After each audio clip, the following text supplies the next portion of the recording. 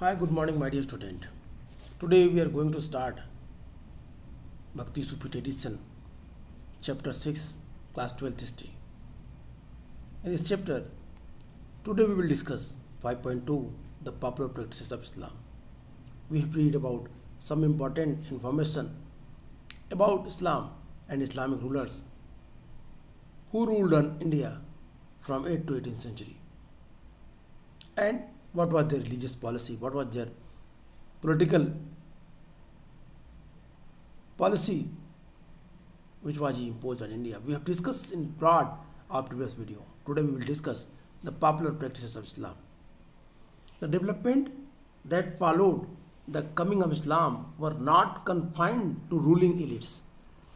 In fact, they permitted for a wide through the subcontinent. Amongst different social state, peasants, artisans, warriors, merchants, to name a few, all those who adopted Islam accepted in the principle of five pillars of this faith that there is one God Allah and Prophet Muhammad is his messenger. Shahada, offering prayers 5 times a day, namaz, salat, gifts, alms, zakat, fasting during the month of Ramjan, and performing the pilgrimage to Makkah, Hajj. However, these universal features were often overlaid with diversities and practices derived from the sectarian affiliation, Sunni Shias, and influence of the local customary practices of converts from the different social milieu. For example, the Khozas, as a branch of the Islamic Shia sect, developed a new mode of communication, dismantling ideas derived from Quran through indigenous literally genres. These include the Jinan derived from the Sanskrit Jinan meaning knowledge, the devotional poems in Punjabi, Multani, Sindh, Kakshi, Hindi and Gujarati, sung in a special rag during daily prayer meeting. Elsewhere, Arab Muslim tribes who settled along the Malabar coast Kerala adopted the local language Malayalam. They also adopted local customs such as military and the matrilocal residence. What is the meaning of matrilocal? Matrilocal residence is the practices when women after marriage remain in their natal home with their children and the husbands many come to stay with them. Matrilocal, you have read also chapter 3. The Matrilineal, Matra Sattatmak Parivar. We will discuss when I will explain this paragraph. The complex blend a universal faith with the local traditions is perhaps best exemplified in the architecture of mosque. Some architectural features of the mosque are universal, such as their orientation towards Makkah, evident in the placement of mihrab, prayers, niqab, and the minbar pulpit. However, there are the several features that show the variations such as the roof and building materials. 6.9, 6.10, 6.11 figure. If you will see, then you can easily understand that the shape and structure of the mosque that was different in the southern part of India when Islam emerged in India. First, even their culture is also different. In Islam, the men dominate society, but the southern part of India, the Arab traders who were Islam, who established in India, they started a new type of local residence culture. In the culture they lived, they believe in the matrilineal. That is very important. and the shape and size that was also different, but the basic structure that was same. It is like northern part of India, it is like Arabs also. Dear student, if you read this paragraph then you can easily understand किस तरीके से लोगों में इस्लाम का प्रभाव फैला, इस्लाम के 5 principles क्या क्या थे।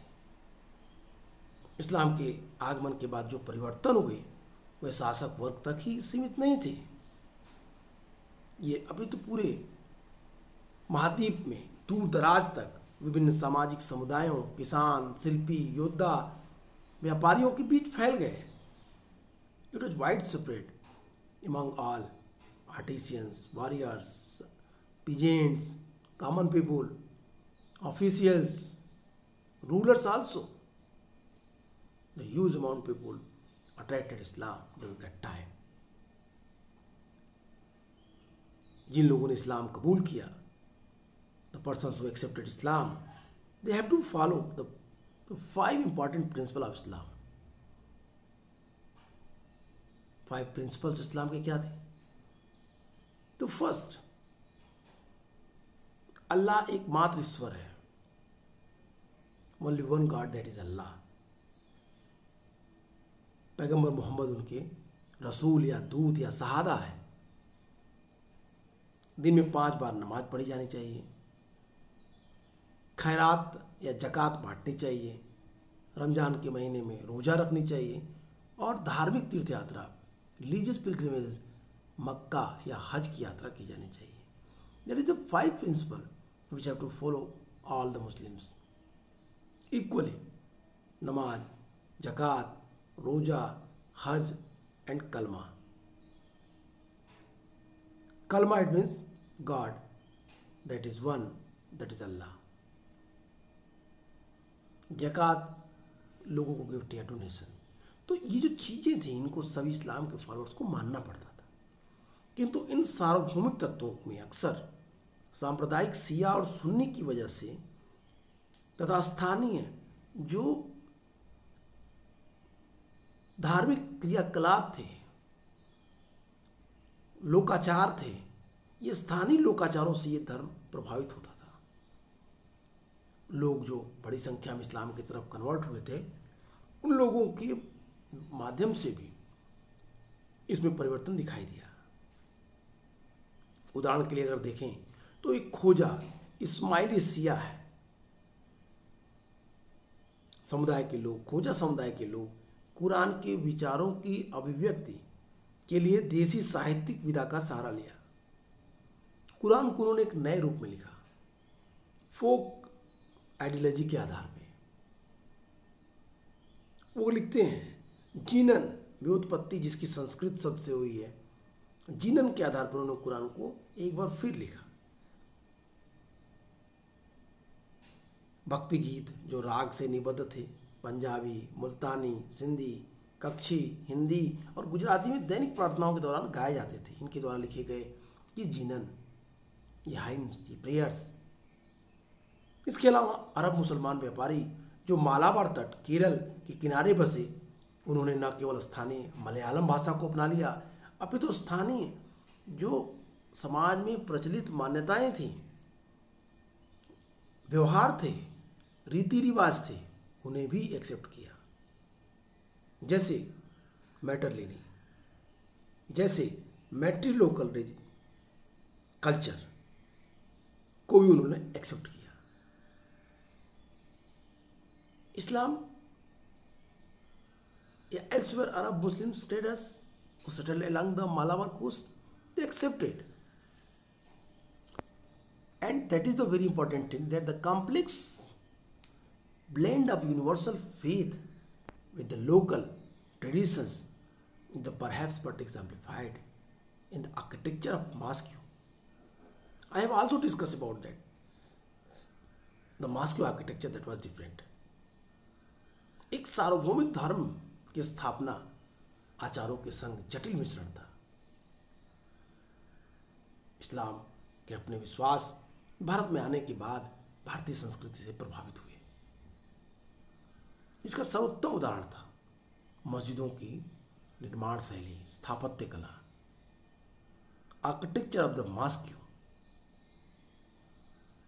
मस्जिदों में कुछ स्थापत्य संबंधी तत्व हैं जो सार्वभौमिक हैं, जो सभी जगह एक तरह है, समान है। जैसे इमारत का मक्का की तरफ मुंह, जो मेहराब प्रार्थना और मिनबार व्यासपीठ की स्थापना से लक्षित होता है। बहुत से तत्व ऐसे थे जिसमें भिन्नता देखी गई मस्जिद के स्थापत्य में, जैसे छतों का निर्माण। यदि आप साउदर्न पार्ट ऑफ इंडिया के मॉस्कों को देखें तो नॉर्दर्न पार्ट ऑफ इंडिया के मॉस्कों की तरफ नहीं है। यदि फिगर 6.9, 6.10, 6.11 को आप देखें तो आपको मस्जिदों का आकार घरों की तरह दिखाई देगा। इसमें मीनारें नहीं हैं, लंबे लंबे बुर्ज नहीं है, arc. It is in the simple form. तो ये जो परिवर्तन है ये अपने में यूनिक था उस समय जब भारत में इस्लाम आ रहा था, और आज भी कमोबेश ये व्यवस्था साउदर्न पार्ट ऑफ इंडिया में आपको दिखाई देगी। If you will go there you can easily observe it. ये चीज़ें सबसे महत्वपूर्ण थी। अब इसके बाद इन चीज़ों के बारे में एक्सप्लेन करते हुए कहता है कि the name of the communities, names of communities क्या थे? We often take the terms Hindu and Muslims for the granted as a label for the religious communities. Yet these terms did not gain currency for a very long time. Historians who have studied Sanskrit text and inscriptions dating between the 8th and 14th century point out that term, the Musalman or Muslim, was virtually never used. Instead, people were occasionally identified in terms of the region from which they came. So the Turkish rulers were designated as a Turk. Tajik were people from Tajikistan. Parsik were people from Persia. Sometimes term used the other people were applied to the new migrants. For instance, the Turk Afghans and referred to as a Sheikh, and Yavan, a term used for Greek. Names of communities. It is very strange matter that now that time the word Hindu and Muslim is very famous. But here I want to inform you that these words Hindu and Muslim not properly express the religion. There is no word before 14th century in India find which reflected the religion like Hindu and Muslims. Everywhere in the literature, in the inscriptions, we find the persons who invaded India, the persons who attacked India, the persons who reached India. They were introduced by their ethnic groups. They were introduced by their birth of the place, like Tajik, Turkestan, Parsik, Persia, यवन, Greek, मलेच्छ, इस तरह के तमाम सारे नाम आपको मिलेंगे. You can find out the various names. Then you can easily understand that the Hindu and Muslim there is no word before 14th century which express as now a day. किस तरीके से भिन्न थी, कौन सी कम्युनिटी थी? तो कहता है कि सबसे महत्वपूर्ण है इन कम्युनिटीज़ के बारे में जब आप पढ़ते हैं, नाम इनके देखते हैं, तो कहता है कि हम अधिकतर हिंदू और मुसलमान जैसे शब्दों का धार्मिक समुदाय का निश्चित जो तक मान लेते हैं, किंतु सच तो यह है कि इन समुदायों का बहुत समय तक कोई प्रचलन नहीं था. जिन इतिहासकारों ने 8वीं से लेकर 14th century, 8 to 14th century के संस्कृत ग्रंथों और इंस्क्रिप्शंस का अध्ययन किया, वे इस तथ्य को उजागर करते हैं कि मुसलमान शब्द का शायद ही कहीं प्रयोग हुआ हो. उसके विपरीत लोगों का वर्गीकरण उनके जन्म स्थान के आधार पर किया गया, उनके ग्रुप के आधार पर किया गया।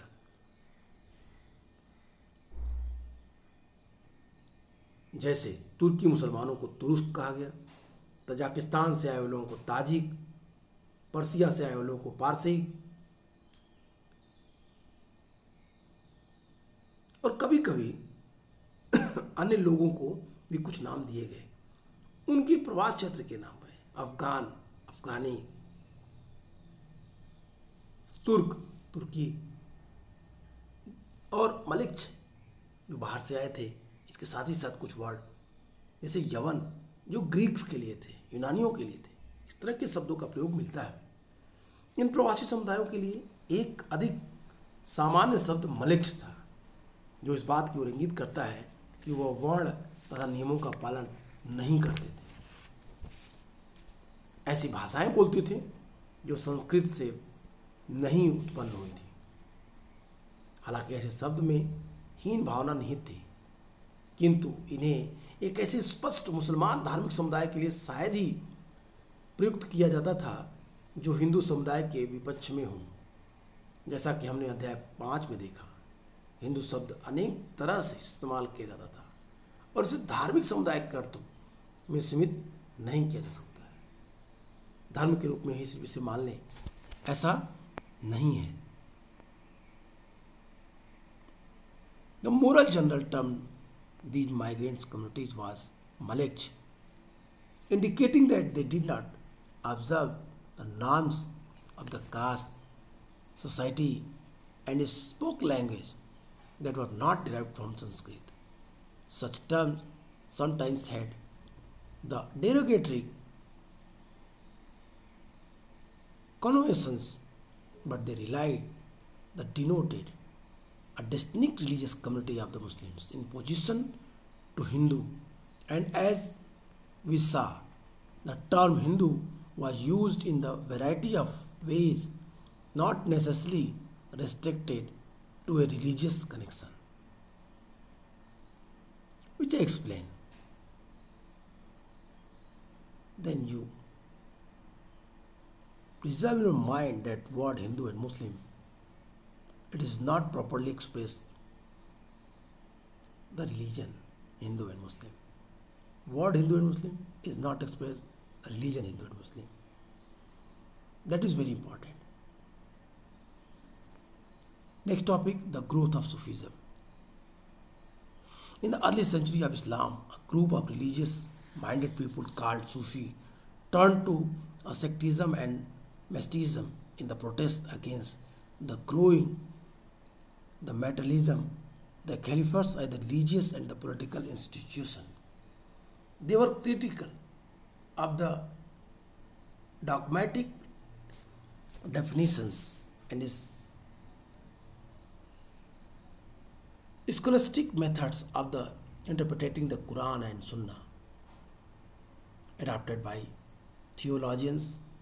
Instead, they laid emphasis on seeking salvation through institution and love for God by following His commands and by following the example of the Prophet Muhammad, whom they regarded as a prophet, human being.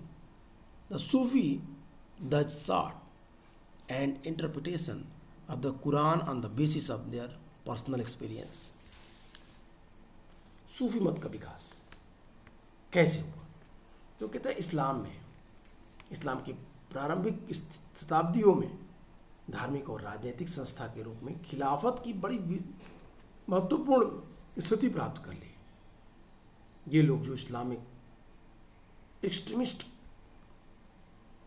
Practices के विरोधी थे, इन लोगों ने इस्लाम का एक नया स्वरूप विकसित किया, यही सूफीज्म कहलाया।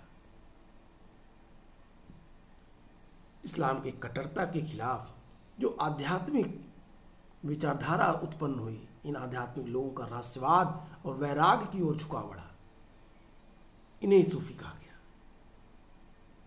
इन लोगों ने जो रूढ़िवादी परिभाषाओं तथा धार्मिक विद्वानों द्वारा, इस्लामिक धार्मिक विद्वानों द्वारा की गई व्याख्याओं का विरोध किया, आलोचना की। इसके विपरीत उन्होंने अल्लाह से आसानी से interactions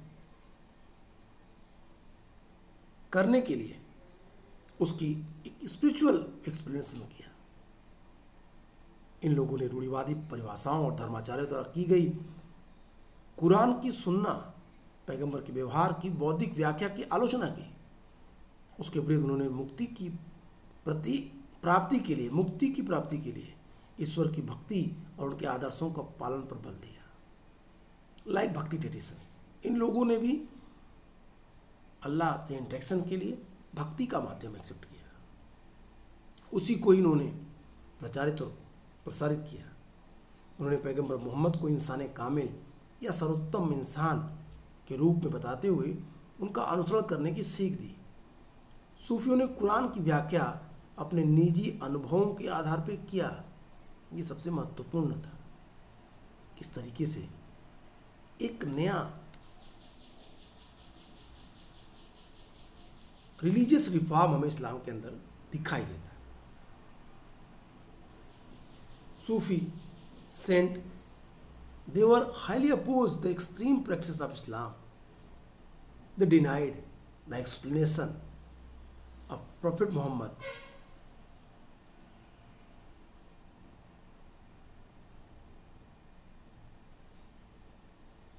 as a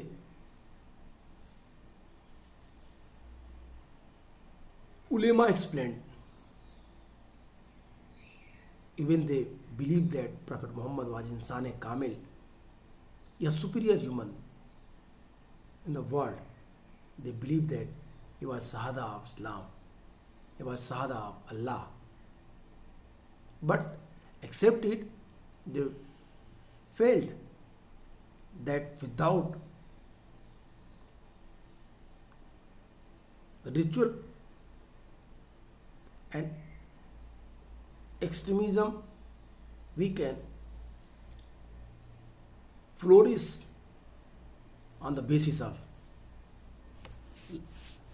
liberal approach of the Islam. We can expand in the worldwide level.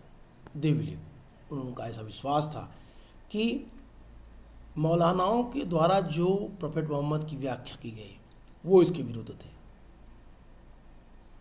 उन्होंने इस्लाम की एक नई व्यवस्था जो तर्कों के आधार पर थी उसको स्वीकार किया। उन्होंने अल्लाह के तक पहुंचने के लिए सभी को भक्ति का मार्ग बताया। मुक्ति के लिए सभी लोग आसानी से इससे इंटरेक्ट हो सकते थे। खानका एंड सिलसिला। By the 11th century, Sufism evolved into a well-developed movement with the body of literature and the Quranic studies and the Sufi practices. Institutionally, the Sufi began to organize communities around the house-peak of the Khanka, Persian, controlled by the teaching master known as Sheikh, in the Arabic Pir or the Mursid in Persian. He enrolled the disciples, Murid, and appointed a successor, Khalifa. He established rules for spiritual conduct and interactions between inmates as well as between the lay person and the masters. Sufi Silsila began to crystallize in different parts of the Islamic world around the 12th century. The word Silsila literally meaning a chain, signifying a continuous link between the master and disciples, stretching as the unbroken spiritual genealogy in the Prophet Muhammad. It was through the channel that spiritual power and blessing were transmitted to devotees. Special rituals of initiations were developed in which initiates took an oath to elegance, wore a patched garment and shaved their hair. When the Sheikh died, his tomb, shrine, dargah, a Persian term, migrants' court, became the center of devotion for his followers. This encouraged the practices of pilgrimage or ziyarat to his grave, particularly on the death anniversary or urs, or marriage signifying the union of the soul with God. This was because people believed that in the death saint were united with God and were thus closer to Him than when living. People sought their blessings to attain the material and spiritual benefits. Thus evolved the cult of Sikh, revered as Wali. In this paragraph, we can easily understand the practice of Sufism. What is Khanka, what is Silsila, who were खलीफास, कौन कौन लोग थे, कैसे थे, इन चीज़ों के बारे में इस पैराग्राफ में एक्सप्लेन किया गया।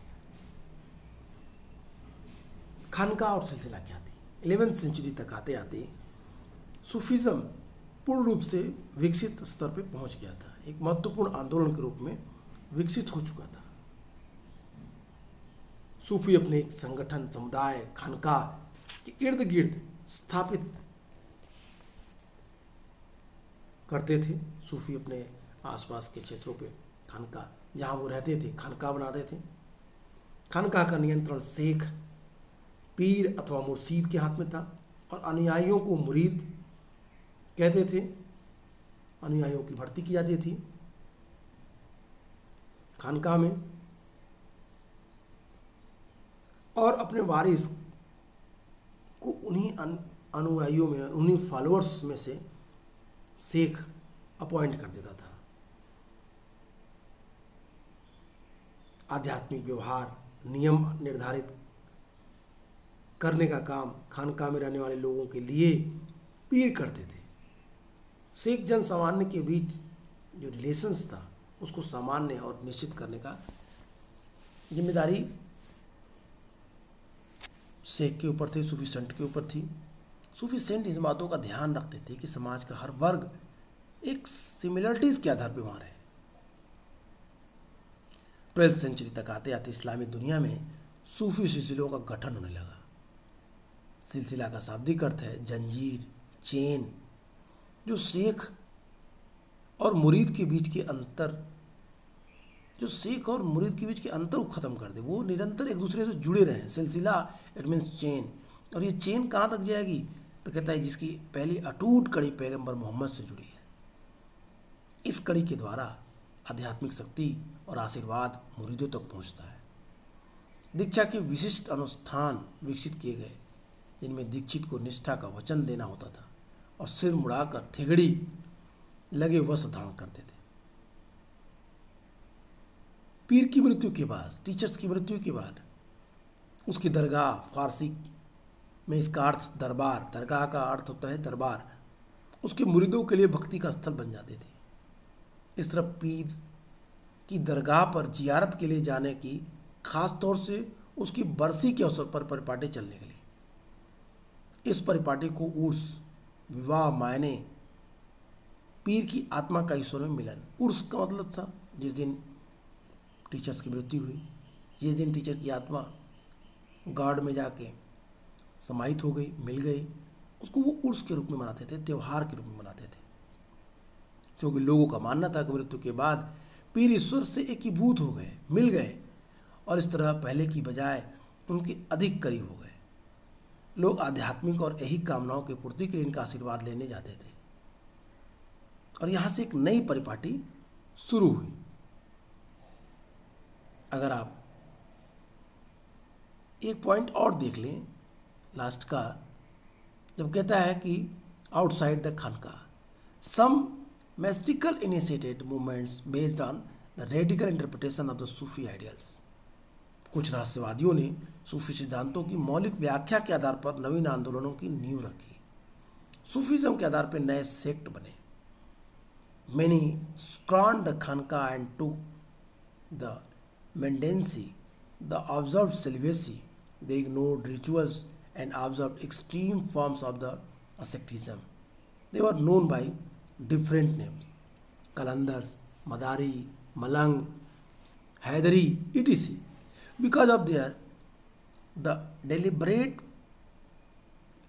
defiance of the Sharia, they were often referred to as Be-Sharia, in the contrast to the Be-Shara Sufi who compiled with it. कुछ रसवादियों ने जो सूफी व्याख्याओं के आधार पर नवीन आंदोलनों की नींव रखी, खानकाहों से बाहर रहने लगे, खानकाहों का बहिष्कार कर दिया, तिरस्कार कर दिया और रहस्यवादी फकीर की जिंदगी जीते थे। निर्धनता, ब्रह्मचर्य, उन्होंने गौरव प्रदान किया। सेलिबेसी को बहुत महत्व दिया उन लोगों ने। उन्हें विभिन्न नामों से जाना जाता है, जैसे कलंदर, मदारी, मलंग, हैदरी, कई सारे नाम दिए गए। शरिया की अवहेलना करने वाले लोग बेशरा का है, और इस तरह उन्हें शरिया का पालन करने वाले लोग बाशरा सूफियों की अलग करके देखा जा सकता है। तो बेशरा और बाशरा दो चीज़ें आपको यहाँ पे मिली। इन चीज़ों को देख के आप समझ गए होंगे कि सूफिज़म क्या है। नेक्स्ट वीडियो में हम सूफिज़म को एक नए रूप में थोड़ा सा स्वरूप देने का प्रयास करेंगे और फिर चिश्ती सिलसिले के बारे में बात करेंगे। आज के लिए इतना ही। Okay, good bye and take care.